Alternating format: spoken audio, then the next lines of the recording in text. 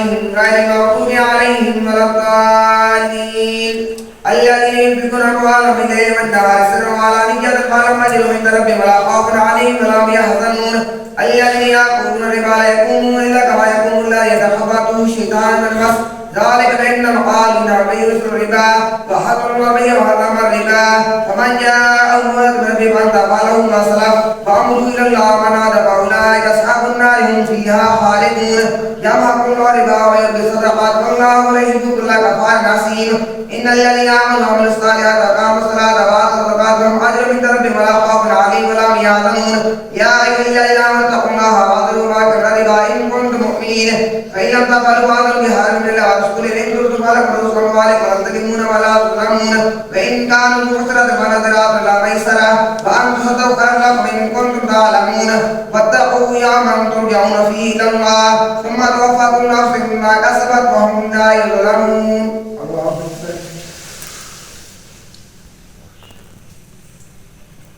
سمع الله لمن حمده الله أكبر.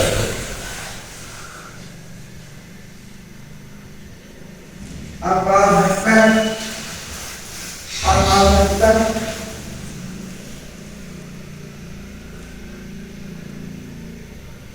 الله أكبر